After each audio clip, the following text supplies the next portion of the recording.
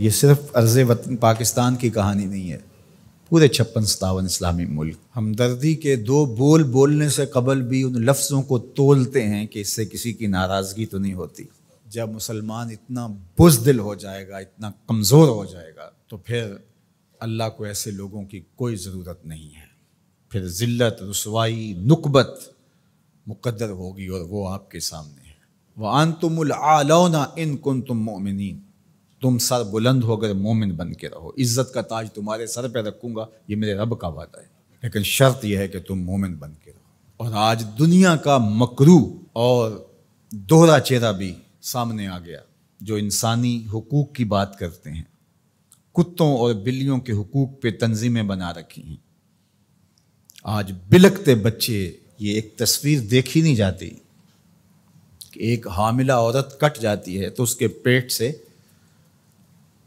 ادھورا بچہ ایک شخص ہاتھ میں اٹھائے ہوئے دہائی دے رہا ہے۔ ظلم ظلم ہے، بڑھتا ہے تو مٹ جاتا ہے، اور خون خون ہے، بہتا ہے تو جم جاتا ہے۔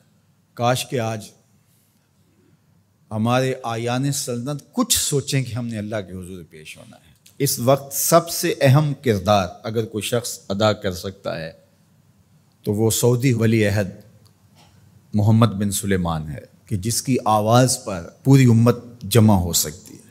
اس وقت کفر متحد ہے، اس وقت پورے یہودی دنیا کے اسرائیل میں جمع ہو رہے ہیں مسلمانوں کے خون کا تماشا دیکھنے کے لیے،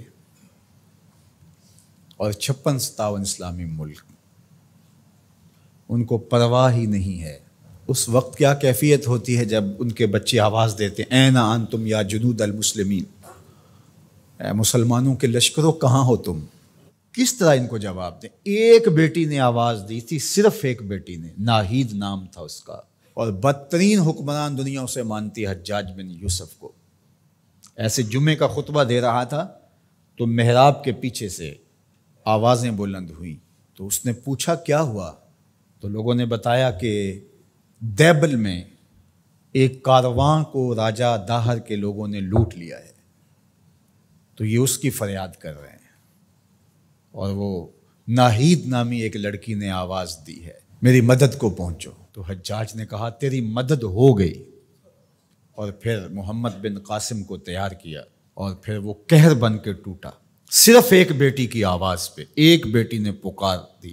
آج کتنی بیٹیاں ہیں، کتنے بچے ہیں، آج وہ نام لے لے کے آوازیں دے رہے ہیں، لیکن ہے کہ کسی کی زندگی کا لف و نشر غیر مرتب ہو، کسی کی نیند میں خلل آ جائے، کسی کے عیش و عشرت میں، کسی کے طرز زندگی میں فرق پڑ جائے۔ بے حسی کی یہ کیفیت ماضی میں کبھی نہیں دیکھی تھی جو آج دیکھنے کو مل رہی ہے۔ آہستہ آہستہ ہمیں مادیت زدہ کر کے، مسائل میں الجھا کر کے ہمیں اس جگہ پہ کھڑا کر دیا گیا کہ ہم کسی قابل نہیں رہے، لیکن اگر ہم سچے دل سے رب کے حضور حاضر ہو جائیں اور مظلوم کی داد رسی کے لیے کھڑے ہوں تو اللہ آسمان سے بھی رحمت نازل کرے، زمین سے بھی رحمت نازل فرمائے۔